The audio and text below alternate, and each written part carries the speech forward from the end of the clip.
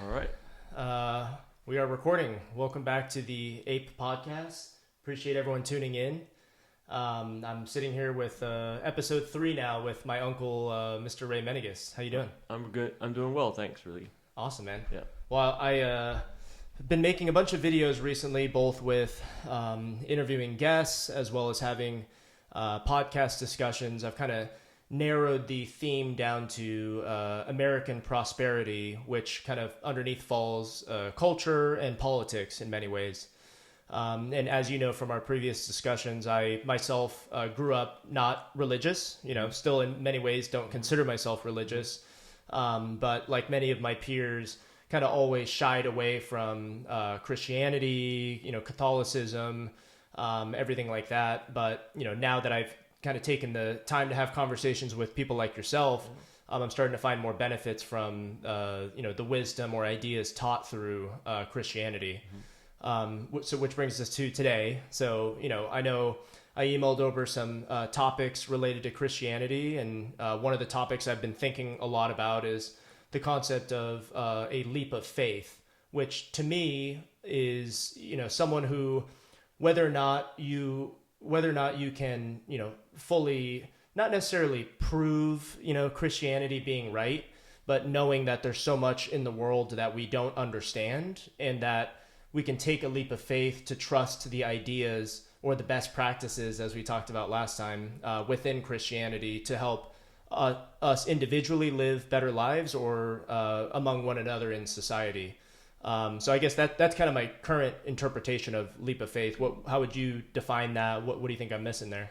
Okay, so you've mentioned the word religious a few times, and you've said I didn't grow up religious. So I want to first address that, and then actually parcel the words leap of faith and see if we can understand them, not just better, but at least from a Christian perspective. Okay. Because as you know, you've heard that expression out in the world. People might use it as a sort of as an attack against Christianity. Oh, check your brain at the door and take a leap of faith, or something to that effect. Mm-hmm. So, in my studies of religion, the broadest definition of religion is that really religion is a community of people that are gathered around an ultimate concern. And so what happens is if a group of people have a common concern, and that concern is profound or deep, or in their respect, the thing that orients their life, then those people come together as a community to support one another, help one another, and do that. And so it's been said that one thing that distinguishes humans is we are really a religious animal. So no matter whether a person says I'm not religious or I am religious, in fact, we're all religious. So let me give you a couple of examples. One of the most deeply religious people in San Diego are surfers. I mean, you go to La Jolla Shores on any morning, you'll see a group of guys all hanging out together, shooting the breeze. Maybe they take a wave or not, but they'll talk about the waves and they'll spend a lot of time. And in fact, they're very religious because they're there all the time supporting one another with a common goal, whether to catch the ultimate wave or just to be participating in that community. So the surfing community in San Diego is a religious community. And there are even some absurd communities that you might think of, like a Star Trek fan club.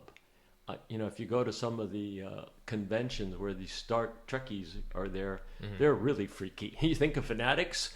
I had the old Comic-Con. Yeah, Comic-Con. Okay, so that's an example, right? So really, as humans, we all ultimately gather in communities, and those communities typically have a common concern. So in some sense, we're all religious. Okay, so the idea of leap of faith. So there's a sense in which when people use that is like you can't really have a reasonable expectation for becoming part of a faith community, that somehow you have to take a leap into the dark or a leap into the unknown or a leap where you won't necessarily know where you'll land. So the biblical idea of faith comes from the book of Hebrews chapter 11, where it says faith is the substance of things hoped for, the evidence of things not seen. So it's connected with things that we don't directly experience with our hands and ears and mouth or whatever. Things More that spiritual. Are not, yeah. Well, it's just, or another word might be metaphysical. Okay. Things that are sort of outside of the physics. But those words are, it's the substance, and that word substance in the Greek has the idea of essence, the thing that really makes something. Mm-hmm. So like the table that you're leaning on has substance, it has sturdity, it has solidity. So faith is the substance of the solidity of things we hope for. But the word hope there is not just a wishy-washy hope. It's a hope it's something that is founded in something solid, and it's the evidence of things not seen. Mm-hmm. And so it's curious because over the course of, say, the 20th century and maybe now into the 21st century, there have been different people from different walks of life, journalists, historians, people of different ilks that have wanted to actually disprove the Bible. Mm-hmm. And so they've gone out and done the research. And much to their surprise, when they actually investigate the evidence for the Bible stories or the things that we read in the Bible, they've been converted because the evidence is actually there. And so, like you said in your question, there are many stories, but there's one story that is supremely important, and that story is the resurrection of Jesus Christ. Mm-hmm. So the fact that he was born, he lived the life, was crucified, died, buried, but then resurrected. If that story could actually be shown false, then Christianity would be done away with. There would really be no basis for Christianity. But on the other hand, if the resurrection of Jesus Christ can be shown to be true, evidentially, right? Well, what do you mean by resurrected? Resurrected? Yeah. That he literally, so he was buried on, say, Friday, crucified on Friday, then buried before sundown, and then he was in the grave, put in a grave, and then on Sunday morning of that year, he left the grave. And Mary Magdalene was the first one to see him after he had been resurrected. He then appeared to his disciples and his apostles, and he had breakfast with them on the beach, and so he was in bodily form. Mm-hmm. And one of the guys that was the real doubter, the apostle was Thomas. He'd been given the name Doubting Thomas by historians because he said, I won't believe until I can put my hands in his wounds and see his side. And so Jesus appears to him and says, Thomas, touch me and put your hand in my side. Mm-hmm. And so Thomas falls on the ground and says, my Lord and my God. So even though Jesus had lived with the disciples for 3 years, done miracles according to the accounts. After the resurrection? No, before the resurrection. Oh, so okay. Before the resurrection, he called his 12 disciples. They walked through the area of Galilee, healing people, actually bringing people back from the dead, feeding 5,000, doing all sorts of miracles. The disciples actually didn't even understand who he was, or that he wasn't just a human being that was going to come to do great things, that he actually was the Son of God in the flesh.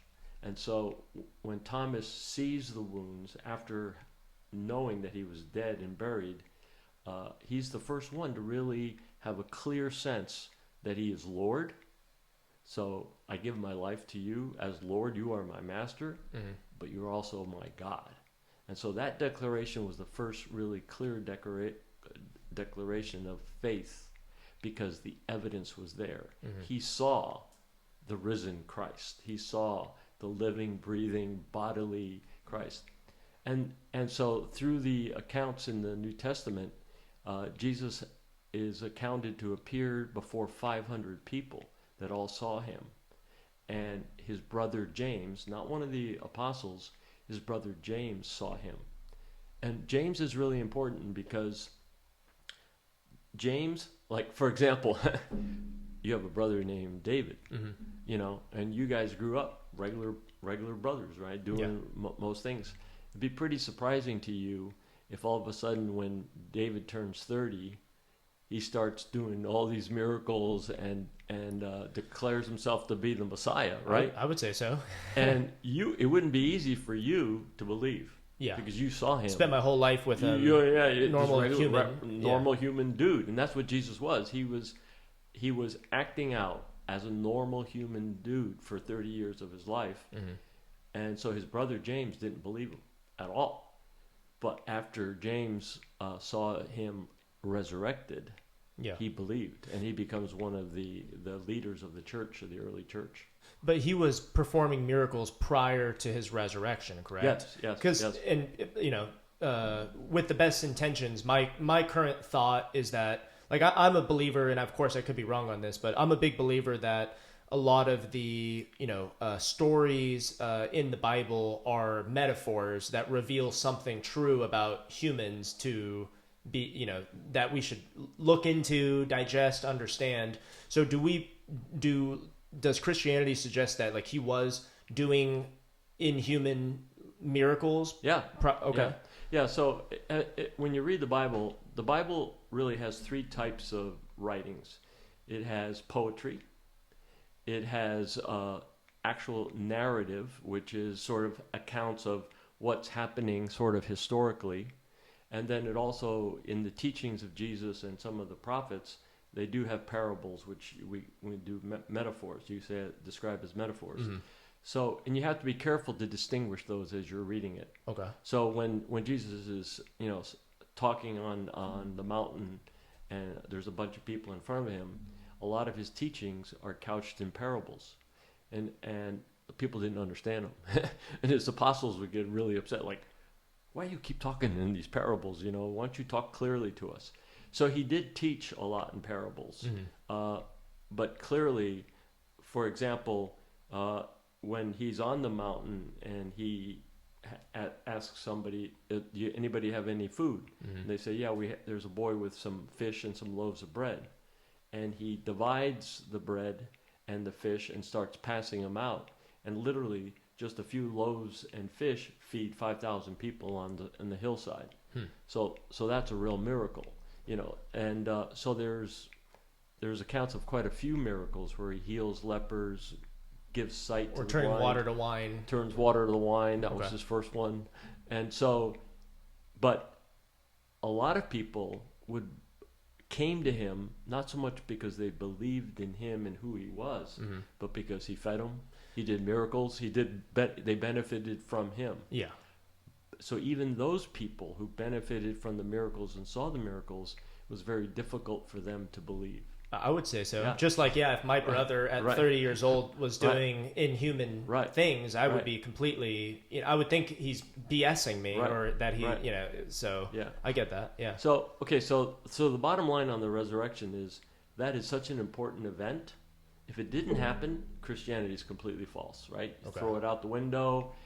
At that point, you might say, well, the teachings are still pretty good, and I can live a better life if I live it out. Yeah. But from a philosophical point of view, then that would make Jesus a liar, right? Or a lunatic, or maybe something even worse. Yeah. If in fact that wasn't true. And that's why people who have tried to debunk Christianity go straight to that event. Yeah. Let's see if we can historically debunk it. So your dad's a lawyer, and so there are different kinds of proofs that people can accept. Mm-hmm. And so if you go to a court of law, the kind of proof that they're looking for is eyewitness accounts, right? Or material evidence. Yeah. Camera footage. Yeah. Well, fingerprints. They didn't have camera footage 2,000 years ago. Yeah. But they have locations and sites, archaeological sites that confirm the biblical accounts. But they also had eyewitness accounts. And here's really one of the probably most profound things is if you ask yourself, was Jesus a real person? Did he really live or is it just stories that were made up? Yeah, that's kind of where I'm at. Yeah.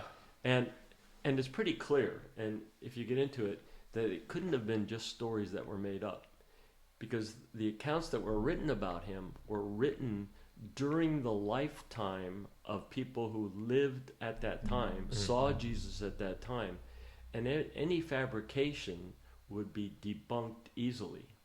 And so the documents not only could the documents have been debunked right away, they weren't, but the documents got copied over and over and over, so we have thousands of evidentiary documents to actually fix the life of Jesus when it says it is. And that's really important, because no other person from antiquity is there so much documentary evidence to prove in a court of law that he in fact lived and died and was resurrected. And so, I could actually provide you with some resource material if you wanted to investigate that. Treat me as a curious, because that is the linchpin. And so, if you were really concerned about it, is Jesus who he says he was? Are his teachings really true? Then trying to figure that one data point out would really be enough evidence to convince you. Okay. But there's other kinds of evidence too, and that's the evidence in lives of contemporary people. So, like I think I told you my story last time, but so on June 14th, 1975, at before 7 o'clock at night, I was an atheist. Yeah. The trajectory of my life was going in one direction. When I said I accepted Christ, my life completely changed. And so the evidence is the actual change in my life, the change that in you trajectory. felt. Yeah. Not only that I felt, but it actually happened, right? So Okay. my whole life went in a different direction from what it was going before. So you never knew me back then, but I had the foulest mouth. I mean, in the world. I mean, I call it a locker room mouth. Uh-huh. You've heard people say bad words, right? Of course. You've been. It's only been about an hour since I said one. Yeah. Yeah, and really, my mouth was profoundly filthy, but yet growing up, I would never want to say anything like that in front of my mother. Mm-hmm. So there was some sort of sense that a filthy mouth was not a good thing. Yeah. It was that you would experience some form of consequence because of it, whether it's your mom yelling at you or something else. But right? the consequences weren't so scary. It's just sort of a deep innate sense that was not right. That was wrong. Okay. There's a sense of oughtness that we all have.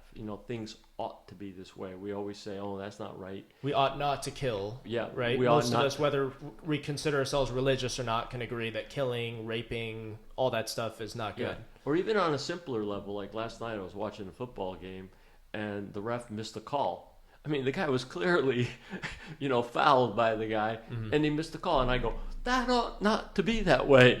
There's a sense of rightness and wrongness that I believe we all have. Now, you can dismiss that. Well, it's centered in truth, I believe, right? Because you saw it with your own eyes that was a foul. Maybe the ref didn't see it or not, so it kind of seems like a BS call. Well, the ref didn't see it, so it's not his fault. But clearly, everybody else saw it, and when the camera saw it and the announcer saw it, and you can't reverse those calls. So we all say it ought not to have happened that way. Yeah. The team was really just checking on this. Yeah. Nice. The team was really anyway. So so June 14th, I had a filthy mouth. Mm-hmm. June 15th, from that day on, I never spoke another bad word ever. Wow. And same with, I would imagine, lying. Maybe before you thought, oh yeah, who cares? I can lie and get away with it, no consequences. Yeah. Well, maybe after. I have to confess, I have lied or stretched the tooth after that, but I've never said a bad word, a filthy word, a gross word. And the very first time I went to say one, it gagged in my mouth. Wow. I just couldn't say it. And it wasn't because of my efforts, right? It wasn't like, okay, now I'm going to be a better person. It was, in a sense, God confirmed or affirmed the reality of the change in my life by doing this one very personal miracle for me. Okay. I mean, and the essence of personal miracles is tricky, right? Because they can be dismissed, or I can tell you my story from my perspective, but you as a listener can say, "Oh, well, that's just the way you think about it. It's not real, right?" So, but that's really the essence. So let's go back to the word hope. So, how do people actually become believers in Christ or believers in the Bible? I think it's a little complicated because it depends on every individual and where life takes you through life. And for some people, they have these really easy lives. Their transition into Christianity is almost seamless. They don't even know when it happens. But the way I understand it is that at some point in a person's life, in a way that's hard to describe, God will come to that person and promise them something. The lead up to it is usually there might be a sense of despair, a sense of not understanding, but there's a communication. It can be without words that there is something greater than myself. There is something better. And then when someone presents the notion of Christ is that better answer, then the human response at that point in their life is, I hope that's true. Okay. So the hope is the initiation or the entryway into a life of faith. Okay. So, that's not the leap of faith, correct? No, it's not. Okay. It is just hoping it can be true. Okay. So that's actually important you mentioned that, because that's where I was thinking that leap of faith is saying, hey, there's no way we could ensure all this stuff is correct, but it's in my best interest to trust and have faith in the Bible and the metaphors taught through it. That was my current understanding. It's not that. It's more of a hope that is born out through life experiences. Okay. So let me give you the biblical example.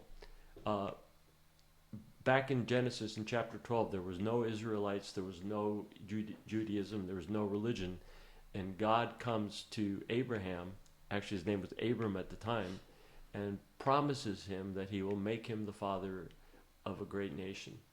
And Abraham goes, I don't have any kids. My wife is barren.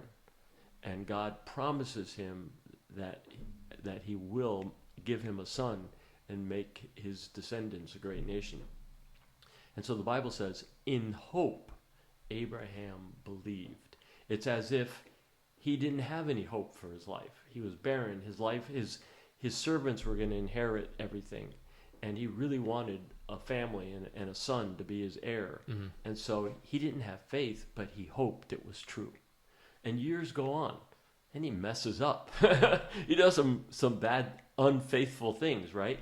But eventually, he does act out the faith that he had years earlier that's purely started as a hope. And so when God asks him to he finally gets a son, and then God says, okay, I want you to sacrifice your son for me. Then he goes to the mountain with the knife and the fire to do it, and God stops him. So at that point, Abraham realized that he really had faith, because he was going to act out his faith, act out his belief. But so the life of a Christian starts with a hope in what he's hearing, what he's seeing is true. Well, is that because I know Jordan Peterson says that wisdom starts with the fear of God? Was that tied to? Well, he's just quoting the Bible. He's quoting Proverbs. Okay, got it. Yeah, so he's. But to me, I get that concept where it's like, oh crap, wait a sec, lying, murdering, cheating, all this stuff may have a negative consequence on me, whether in the near future or far future. Holy cow, that's something I'd like to avoid. Well, I should have my leap of faith, or what I thought was leap of faith, and therefore it's out of the two options I have, that's the path of least suffering if I go down the Christianity path. Okay, let's just, for argument's sake, say Christianity is false. Okay. Right. I still believe that philosophically and as an ideology for life, it's the best path to live on. That's kind of where I'm at, right? yeah. Where it's like, hey, there's so many, because you could, let's say, and this is my non-religious friends, let's say, will say like, okay, Christians say that, if you're not a believer in God, you'll go to hell.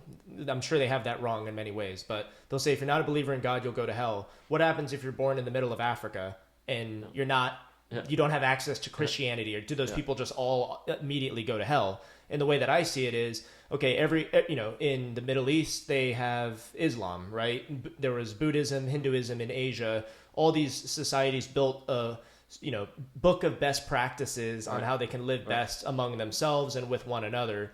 And because of that, everyone has their own view on their own religion. It brings their own benefits, let's say. I still think that, let's say, in our society, whether that's because we're historically Christian or Judeo-Christian, it's best that we adopt those best practices for ourselves and for others. That's just kind of how I was viewing it. We could have that conversation another time, Okay. but just the short answer is, if again, assuming that no one religion is true in an ultimate sense, right? It's just best practices of different cultures.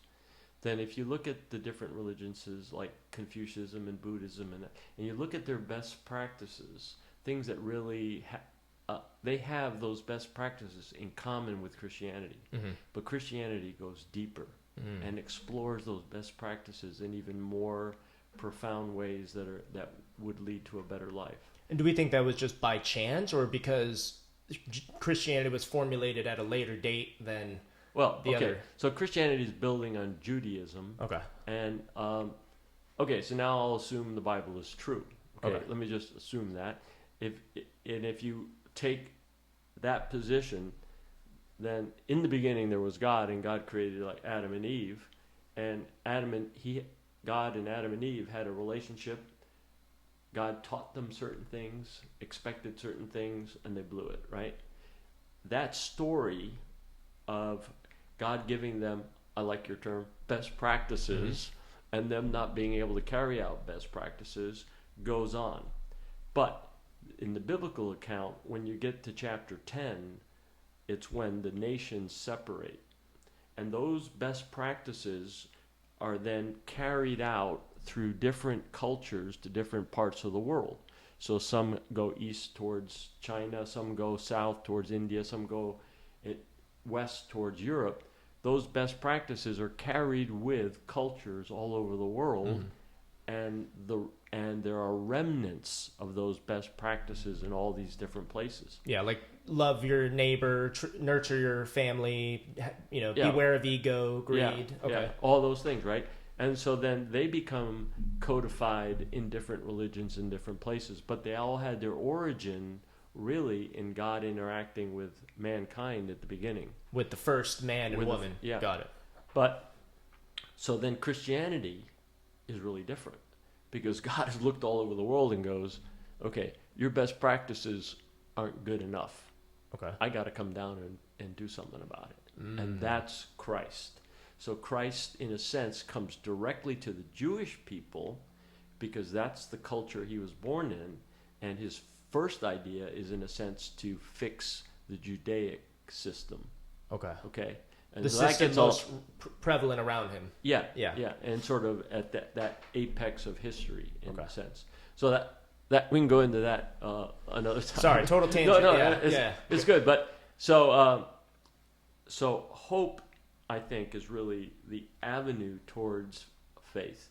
Now, the word faith and belief in Greek have the same root. One is a noun and one is a verb. So when I say I have faith, I'm describing the noun. When I say I believe, I'm describing my actions. So they go hand in hand. They're two sides of the same coin. So if a person says I have faith, then James, the brother of Jesus, says, show me your faith by what you do. Okay. And if your doing doesn't match up with your saying, then that's not a real faith. Okay. So I'm going to say within the world of Christianity, the Christendom, the majority of people do not have a living faith. So that's another thing that aligns with Jordan Yeah. Peterson, because he is someone who studies a lot of this stuff. Right. People ask him all sorts of random questions, and people always ask him. Just recently, he did an interview with Piers Morgan, and Piers Morgan was saying, hey, let's just get this out of the way. Yeah. Do you believe in God? Yeah. And then he says, well, I act as if God exists. Yeah. And I've heard a bunch of other lectures where he's like, at the end of the day, maybe I interpreted this wrong, but where he says it doesn't necessarily matter as much as you being fully committed, so long as your actions are aligned with the Judeo-Christian values. Yeah. Because we want more people, whether you consider yourself an atheist or not, to act as if God exists and not kill, not murder, not lie, and then that makes society better, right? Yeah. So I'm sure since Peterson's your boy, I'm sure you saw that interview maybe a couple of years, or he was on camera a couple of years ago, where he was coming to the realization that Christ is true. Do you remember? Do you see I that? think so, yeah. Because just from what I know on his background, he grew up in a religious family at the age of 18, 19, went to college, was like, none of that stuff's real. I don't like that stuff. Yeah. And then considered himself a non-believer, let's say, got his career in psychology, and then started to dip back into his faith in Christianity and Judeo-Christian values, however you want to phrase it. And then started to understand with his psychology background, he started to say, like, holy cow, there's a psychological significance in everything in the Bible. And then boom, started to go back down his journey of believing in Christ. Yeah. So in that one on-camera episode, the way I remember it, he was almost brought to tears, or he was brought to tears with the realization that he believed. Mm-hmm. Now, for a person like that, who also understands the psychology of mankind, of humanity, for him to actually come out specifically and then say something as clear as, yes, I believe, when Piers Morgan confronts him with that. Mm-hmm. What that does is it would actually put him in a box. So what does he really want to do at that point is to say that living out your life as if it's true is more important for society. Mm-hmm. It's not so important for you to know whether I believe or not, is the way I would interpret him to say that. Okay. Because once he takes that position, he's opening himself up to a lot of inability to speak into people's lives, because he's pigeoned himself into a place where he now doesn't have as strong of a voice. Yeah. So I think he's being very clever. I believe that too, because I think, from what I understood, he's brought a lot of atheists or people who identify as atheists to now consider themselves to be Christians or to act as if Christianity exists. Yeah. And I feel like, to your point, if he just went out and said, yeah, I'm a Christian, all the way, definitely, then I think maybe people like myself wouldn't have been as open to what he's saying on the psychological significance of the Bible. So I totally agree with that. Yeah. Okay, so let me just review. So hope gets us on track towards a possible life of belief. And then once you start down that track and you actually start investigating the evidence, whether it's in your own personal life or the documentary evidence, the archaeological evidence, and C.S. Lewis says something really important. Hopefully I can paraphrase it. He said something about that once he became a Christian, he could now see his life in a broader perspective because of Christianity than he could without Christianity. So it gave him the light to see his life in the world in a deeper, more profound way. So I would say that that's really important, but here's the most important thing. Because you've also mentioned the word purpose, giving young people a purpose. Absolutely. So now let's argue from the point of view that Christianity is very, very useful, very, very good. The best practice you could possibly do if you actually lived it out. Mm-hmm. But it gives life, it puts life in a meaningless and purposeless position. Because then you understand, if you're very clever, I'm going to play this out as long as it benefits me. Mm-hmm. But if it doesn't benefit me, I can choose to go some other way. Mm-hmm. maybe not completely, but for that moment. Yeah. So philosophically, if Christianity is not true, then there really is no basis for purpose and meaning in life, right? Because how did we get here in the first place? Did we get here just by a product of random forces that brought atoms together, it coagulated into cells? The Big Bang.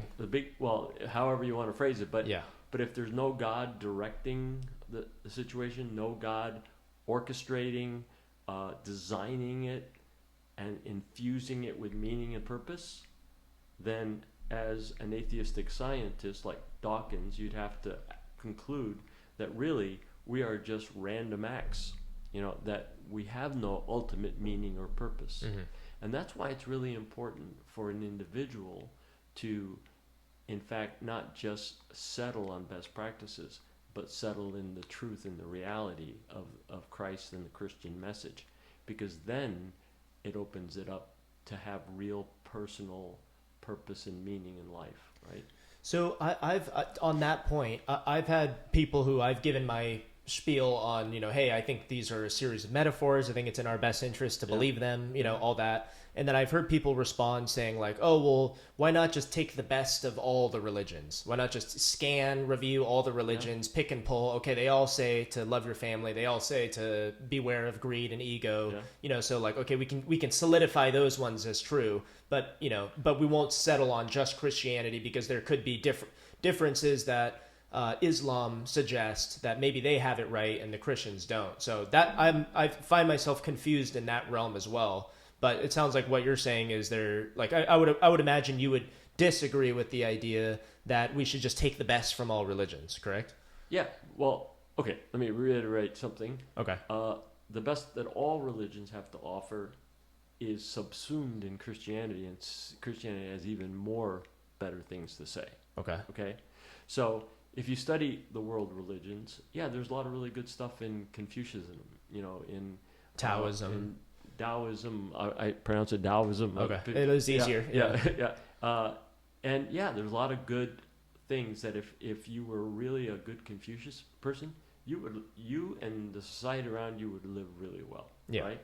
Right. Same thing with Buddhism and Hinduism, and Islam is a little bit different because Islam doesn't really.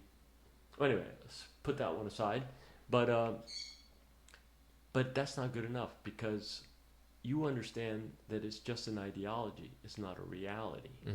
And I will play it as long as it benefits me. So, as soon as I feel selfish and want something other than what best practices are teaching, I, as a human, I'm going to do what I desire and put away best practices. And that's the problem in the world. Because if we don't actually believe in the reality of what we believe in or the reality of the system that we're working in, then I can always set it aside to achieve my own purposes, my own selfish purposes. So that's why ultimately for any individual, they have to land on something that they believe is true. Yeah. Not just best. Well, and that's why, because I've met a handful of people who grew up in very Christian homes. They've considered themselves Christian until early 20s. Right. And then they say, oh, well, because of whatever reason, whether it's one situation or another, they just found a new crowd, let's say, and then they no longer believe in that. Now they consider themselves an atheist.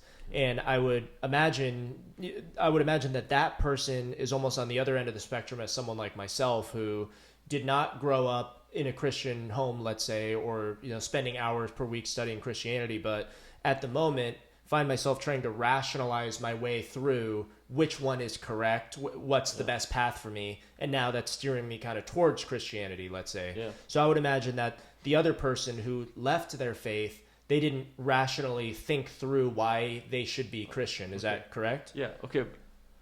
Let's go with a metaphor. Okay. Let's say. Appreciate your patience with me too. No. It's good stuff. This is good. Yeah.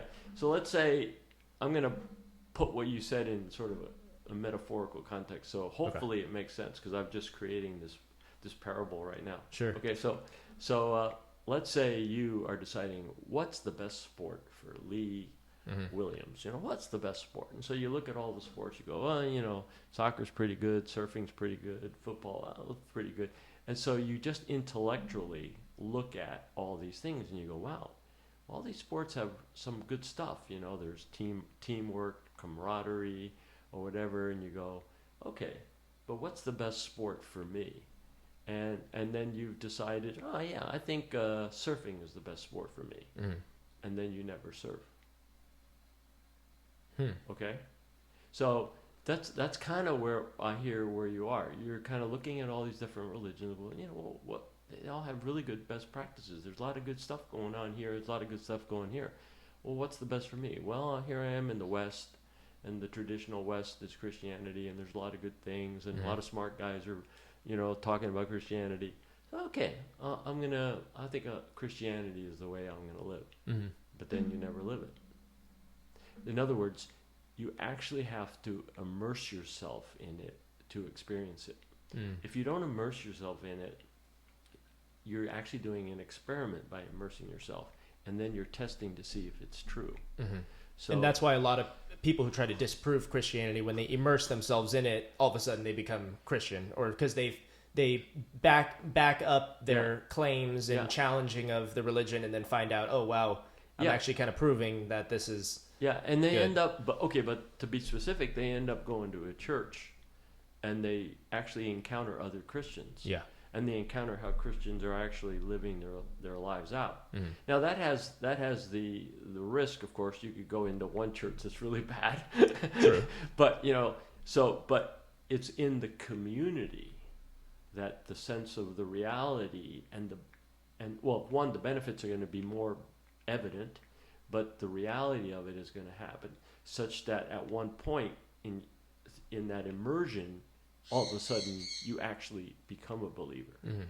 So you've done this exploration, but it's not really until you immerse yourself in it, or because you could have an intellectual, like, say you've never eaten an avocado. That's just a classic, and people can describe what an avocado tastes like, but it's really difficult to describe what an avocado tastes like, and it's not until you actually taste it what it is. And so it's that immersion in the community that allows you to really see the truth or falseness of it. Okay. So when I was teaching at Mesa College back in the 70s, I would actually take the devil's advocate all the time, and I would tell students that were interested in conversations, become an atheist, and live it out consistently, and see if it works. As in do whatever you feel in the moment, or is most path of least do resistance. what if you study the philosophy of atheism, live that philosophy out as best you can, and you'll see it won't work. Okay, I wouldn't tell them that. That's the punchline. That's why. But I get it. Yeah. But the same thing is true. Let's say I'm really interested in Buddhism. We'll actually take a deep effort and dive into Buddhism. Shave your head. Well, I don't know if they require that right off the bat, but go to the temple, immerse yourself in the studies, in the discipline of Buddhism, or whatever, to find out if it's true. Like, for example, my dad grew up in the Catholic Church, but he didn't like the hypocrisy in the Catholic Church, like what he saw the priests actually doing, and so he shied away from it. So all his life he was a non-believer. He was more than a non-believer. He was just a skeptic of everything. And whether that changed in the last 10 days of his life, I hope so. I think so. But the impact of a bad religious experience, a bad immersion, can really put you away. That's almost that individual's misconception or tying, and I think we talked about this last time, but I'll talk to people who say, well, tons of people on behalf of religion killed other people, right? They forced them to be Catholics and said, you're going to die if you're not doing that. So therefore, I think that's a bad ideology that I shouldn't identify with. Right. That would be that person's mistake to say, okay, well, call it a corrupt leader of a community, whatever, on behalf of Catholicism, really just abusing power to kill other people, take their resources, whatever. But in reality, that's not Catholicism telling him to do that. That's him acting inappropriately to his, beliefs, right? Yeah. So Christianity should be linked with Christ and Christ alone, not any priest, any individual that purports to follow, right? Yeah. And the logical mistake is to reject Christianity by rejecting what the followers do. Got it. Watching what the followers do. Yeah. Read what Jesus says. You live out what he says, and then that's the best way to live out the best practices, right? Not follow the priest or the pastor or whoever, no matter how articulate, charismatic they are. I mean, there are horrible examples even in Protestantism with pastors of big churches that then have adultery with their secretary and do. Yeah, or even the reason Jesus wanted them to do that. No, right? Yeah. And even a lot of people, like specifically now, they look at let's say Catholic priests, right, who were molesting kids, and then they think, oh well, that's crazy. Like those people just use their religion as a means of credibility to manipulate people and hold that against them, whatever. So I know, and I just bring that example up because I feel like most of the people around me who don't consider themselves religious, that's one of the first things that they say, where it's like, oh yeah, but tons of priests were like molesting kids, so Catholicism bad. So I'm a little skeptic as to the numbers. I don't disbelieve that there are a lot of priests that did bad things, and Protestant ministers that have done bad things. Any religion. Yeah, and even in the 20th century, atheists killed more people than anybody. Communists. Communists. Absolutely. So, and even non-communists in Africa and other places. I mean, and what that speaks to is the reality of the fundamental human problem, which is our alienation from God, which sin, right? So selfish greed, right? Greed, self, the importance of the self, what I can get out of it. Yeah. And that's big on the transgender ideology, which we were talking about, where, a lot of, I've heard people like Jordan Peterson, let's say, or, other religious folks, when they talk about the transgender ideology, they say, well, you yourself were born a male, let's say, so God made you a male. And if you're saying, well, no, I define myself as a female, you're rejecting what God gave you and going down this path and building your life on top of that, let's say, error. I don't know if that's appropriate, but and that's why a lot of these people tend to have higher suicide rates. They have a lot of issues there because they've kind of said, hey, I'm going to steer away from what God gave me and act in not even necessarily defiance, but it kind of is in defiance to what God gave you, right? Yeah, it's saying that my inner person is actually more important than my outer person. Okay. Right? That I was physically born a male, but my feelings, my inner feelings are female, and so I'm going to have my inner feelings trump the outer reality of what I am. Got it. And so in a sense, as bad as I think that is personally, because I don't. What's really bad is when people are sort of taking young children and messing them up way before they even have a chance to decide for themselves as adults, right? So that is a real tragedy of our culture. With the transgender phenomenon? Absolutely, yeah. And I emailed this to you, but we talked about it last time, but humans are cyclical. And we know that either when things get bad, somehow pedophilia tends to resurface. I don't know why that happens, but that tends to happen in our society. And right now with the transgender ideology, you have people who say, oh, well, I'm a minor attracted person. So they're basically saying that I'm attracted to minors and and that's my identity, so you must accept it. Right. Yeah. It's crazy, right? Yeah. And but for some reason that's a cyclical thing. Is that tied into this defiance of God or corruption of the children? Or I guess I'm just trying to link that together. So, so in the past, the belief in a true external reality always trumped my inner feelings. So it's not to negate my feelings, but it's that my inner feelings were always measured by some objective external reality. I was born a male, and society kind of helped me work through that. But so the story goes all the way back to Descartes. When Descartes was trying to figure out what is the nature of truth, what is the nature of reality, and he landed on this really famous statement: "I think, therefore I am." Okay. What century is this? This is like 1600. Okay, got it. So, Europe, I imagine. Huh? Europe. Yeah, French. Okay. René Descartes. So the fact that important philosopher, mathematician, really top dude, but when he said, "I think, therefore I am," he opens up the door to what I really am is my inner self, my thinking. That's the ground of reality. And that, through the centuries, gets translated into this now really popular idea that it's just my internal state that is the reality. Yeah. And that gives everybody then the sense that now you have to deal with my inner reality, right? Yeah. So, and if you're telling me I can't be a woman, let's say, you're rejecting my identity. And that's why they consider it like, hey, you're trying to do a genocide against trans people because you're not allowing them to experience their own reality, right? Yeah. So here's an interesting story. You can think about it. There's a story of these two lesbian women who were a couple. I think they were even married. And they're having fine, they love each other and all that. And one of the partners transitioned to a male.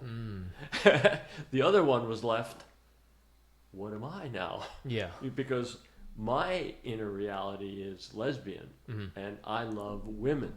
But now the partner I'm with is now a male, right? That is a huge psychological burden on people. I mean, so anyway, we've kind of gotten off onto but that's one of the core principles of Christianity, where it's like you will feel a certain way, but that should never trump reality. And that's something, whether I consider myself religious or not, I believe that to be true. Well, now you already know you're religious. Yeah. Well, so there we go. Yeah. Yeah. But so I believe that to be true, because I do think, and if I were to really ground this, I do think that there would be negative consequences for believing the other path is true, which is happening all around us, whether it's the transgender ideology, whether it's Marxism as a whole. Marxism wants to invent the new human, right? The socialist man, as Mao Zedong called it. But it was basically where it's like, we traditionally understood our society to be, Judeo-Christian, whatever. But what in reality, all these institutions around us are just holding us back. We are we determine our own path and destiny in life. And because of that, boom, Marxism, and they kind of create this whole ideology off of it. But it was because of that fundamental theological difference of whether it's Judeo-Christian beliefs or... All I know is they put the human at the center, where they think, oh no, the human should dictate over reality, let's say. Like, oh, they won't run into greed, they won't run into this or that, but they do. They do, yeah. So who are the best off people in a communist society? The leaders. The people at the top, yeah. And they're not, that's not a real trickle-down society. Everybody is not equal, right?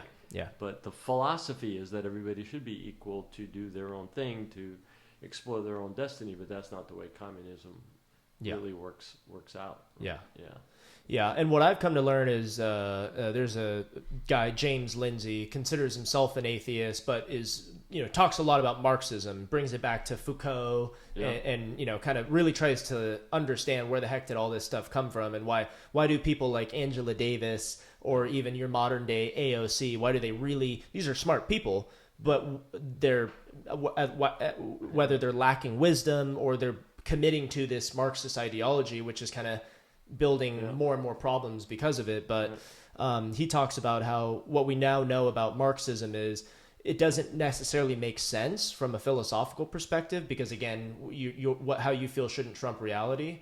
But in reality, it's a mechanism for politicians and leaders to seize power. Right. So whether it's the communists saying like, hey, Marxism is right, in reality, they don't care if it's right. They just know that they can rally people up and get them to vote for this person so they can stay in power. Right. Yeah, and like it was explored in that book 1984, it's Orwell. all changing the language, right? Restricting the language, redefining terms.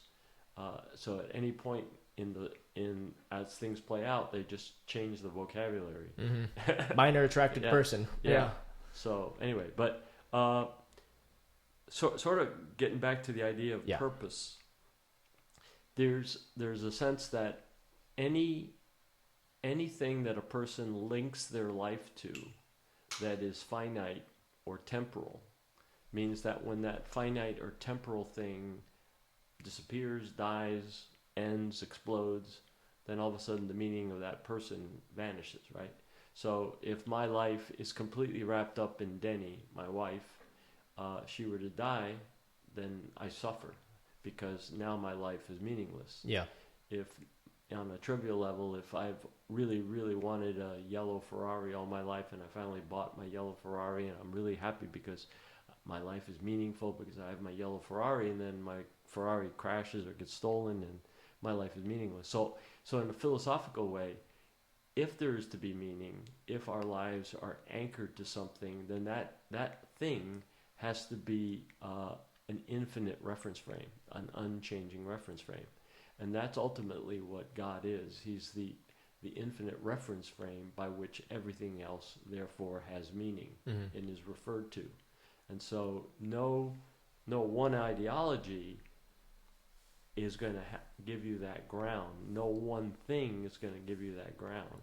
And that's one of the main reasons you shouldn't make your purpose in life your career, right? Because you could work and have an awesome career and you turn 60, 65 and you retire. Yeah.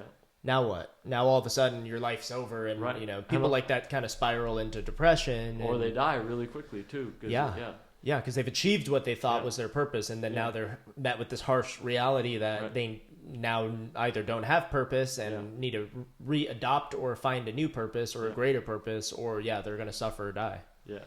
I remember when I was in grad school, there was a professor that he was really sharp. I respected him a lot, and one day walking into class, I asked him about his life, and he said, I wish that I had spent more time with my family, because I spent all this time doing this research. And research at that level is very isolating. You're in your lab, you're in your office by yourself doing all these things, but you're not spending time. And that's in science, but I would imagine, like you're saying, in maybe business guys are trying to make a lot of money or trying to do whatever, sign a deal, they lose a lot in terms of what's really important, which is relationships and things like that, right? Yeah. So turns out that guy ended up winning the Nobel Prize some years later. So, but even then, I still think he would have said that he gave up too much to get even the Nobel Prize, right? So, Yeah, it is a really interesting phenomenon, because I have met people who, let's say a retired prosecutor, who, they had an awesome career, let's say. They, kept their health in order. They kept, everything was working fine because they had that career that they were building towards. Yet all of a sudden, oh, you retire, you no longer have to go to work. Well, okay, why eat healthy? Why take care of my fitness? Why do this and that? And it's this kind of, this dark reality that it is like, okay, well, you attach your purpose to a job and a career that is finite, as you said, and now they're kind of met with that harsh reality. Right. And that's what Christianity does, basically. It gives you this anchor that is unchangeable, and real. You know, the ultimate, because everything that's material is ultimately anchored to the ground of existence, which is God, the only being that is not dependent on anything else, right? He is self-dependent. Self is the only thing that is really the ground of life. And so when you anchor it to that, good things happen. Yeah. So that brings me to another point. So I know Jordan Peterson, again, talks about how Western civilization, many of us as individuals you're supposed to, what's the phrase? Carry your cross uphill or something like that. Yeah. I don't know what the phrase is, but I know that back in either the 1800s with the death of God, where you have this kind of new atheist movement, people were more skeptical, like religion was declining, faith in God was declining. Now all of a sudden, no one cares about taking care of their community. People don't care about nurturing their relationships, and kind of all these things are spiraling out of control when people lost that personal responsibility for faith, right? So whether that's improving themselves as individuals or improving how they interact with people in society, like I feel like we're noticing a big consequence of that, of people as a whole, it being more cool to be an atheist than to be Christian, let's say. Well, okay, so to that end, it's kind of what I said earlier. If the people don't have a real living faith, as really the Bible defines it, and they're just acting out something, then they're going to live selfishly whenever the occasion arises, right? And so that's what you see, this whole current of everybody doing their own thing, everybody living selfishly, not invested in the community, because what God says how that community should live is true. So as soon as you no longer believe it's true, as soon as you believe God is dead, or however you want to phrase it, then there's no real basis to do something for the community. Just take care of yourself, right? Yeah, and that ties into the whole, like, to your point, it's sometimes we don't want to do good things for the community in the moment, right? Sometimes it's easier to sit on the couch, or easier to eat the junk food, or easier to cheat on your partner in that moment. But the harder thing to do is to delay gratification and to say, okay, well, hey, it is in the best interest of myself and my community for me to go pick up trash over here, to go, help these kids over here, or to not cheat on my wife, right?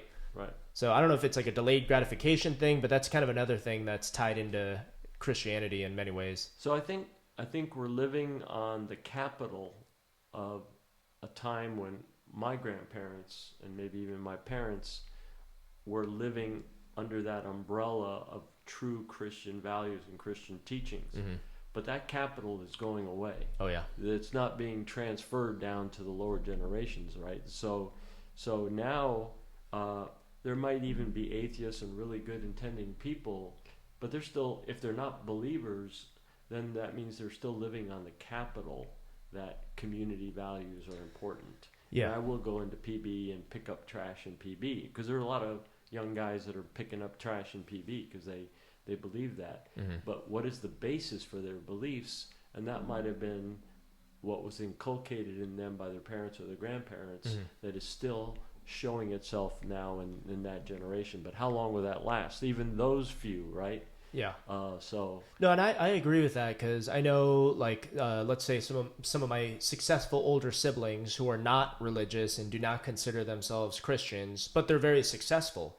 But in my opinion, and correct me if you think I'm wrong, but my view is that because their parents were religious, or maybe had that, I don't remember, like the leftover capital. Yeah. Because of that, they knew the value of hard work. They knew the value of delaying gratification. They knew the value of prioritizing their family over their own personal, desires or whims. And because of that, allowed them to find success. Yeah. But what happens now if they don't pass on those same principles to their kids? Right. All of a sudden, now you're trying to tell your kid the value of delaying gratification and the value of working hard. And now, so I totally get what you're saying. I think we are going through that right now. Yeah.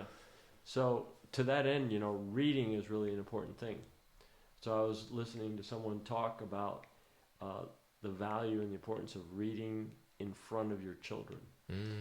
So like if I'm a father and I tell my children, you should read this book, they don't really want to, there's not a book that's not interest them, and they just see me on my phone or whatever, and if I don't basically model that or take the time to find a book that my children might actually enjoy reading, and then little by little they can, find that value. And the same thing is true for work. In the old days in the United States, all the kids did stuff, cut other people's lawns, delivered the newspaper, all of those traditional jobs that would create a work ethic in the youth. That's no longer here in our culture that so much. So we're losing a lot of that transferal of the values and the culture that our grandparents had, and it's kind of going by the wayside. Yeah. But this is funny on a tangent. But the people in charge, the governors and the people in Washington, they understand the value of someone doing the menial work, aka the aliens that come into our country to do the work. Yeah. So every culture throughout history has thrived on slave labor. And they're not calling it that, but basically that's what we're allowing. We're allowing a slave labor to do all of the work that, we don't want to do. We don't want to do Yeah, anymore, yeah. right? But they don't call it that. They couch it in humanitarian terms. We love these people that are coming in, and we want that. So however they phrase it in their heart of hearts or in their minds, they understand the value of the labor force that needs to pick the fruits and do all the things that isn't getting done by the youth of the United States. Yeah. So. Yeah, it's a big problem, and I know even on one of my discussions I did with one of my friends who does competitive bodybuilding, at the end of every conversation, in most of the 8 podcast conversations, I say, hey, what would you like? What are your hopes and dreams for the future of America? And I leave it broad enough to let people kind of answer in their own way. But he was even talking about like, hey, I would just love to see kids behind less screens, whether it's luck or not. But when we were younger, yeah, we had our video games, but our moms would also yell at us if we played too much. Yeah. And we still got to go play out in the street and climb trees, fall, scrape your knee, all these things that you learn from that you don't get when you're playing behind a screen or not. And, many people argue, oh, well, you're still socializing with people. I'm sure there's a little bit of that in there, but I don't think anything can match actual human, for thousands of years we've been interacting with each other outdoors and getting sunlight and, learning how to manage disagreements with your buddies when you're 6 years old and all this stuff that I think we'll start to see some major consequences from that too, if we're not already. Yeah. Okay. All right. Well, I appreciate your time today. I know, as you know, I want to continue doing these conversations. I feel like I'm on my own, path of believing in many ways. Good. And what I'm starting to pick up more and more is there's nothing like actually diving into the community of Christianity, maybe find a local church for myself, shake some hands, get to know people, get a different perspective, and everything in between. But that makes sense to me. Yeah. And, again, whether or not in this moment, maybe my ego is the one saying like that still don't, consider myself religious, let's say, but I'm a believer in a sense that this is a net positive for society. So if you want a buzzword, you can always say, oh, I'm not religious. I believe in a relationship. So it's having a relationship with God, not being religious. Yeah. So that's the way a lot of people say it. So they avoid the religion word. Yeah. Are you religious? No, I'm not religious. Yeah. I want a relationship. It's so crazy because I and we briefly touched on this, but I just feel like for whatever reason in our society, so many people my age have just been trained to where it's like, oh, you hear the word Christian, you hear Christianity, and it kind of makes people uncomfortable. So it's like, who's doing that? Who's teaching us that stuff? But for whatever reason, I'm glad however the first quarter of my life went, I'm glad I'm going down this path of trying to, not necessarily disprove it, but now prove it. And I'm like, oh, holy cow, there's a lot of stuff inside here and a lot of best practices that I think can make my life better. It took me 25 years before I took the leap of faith. Yeah. It's a good phenomenon, and I think people my age and younger we're going to start to see a bigger divide of people who are like, no, my parents are religious, I believe in that, I think that's the best path, and I think people who aren't going down that path are going to run into problems. Well, I've tried the opposite, and the opposite's not working. So yeah, it's true. Yeah. Awesome, man. Well, I appreciate your time again. You're welcome. Thank you. All right.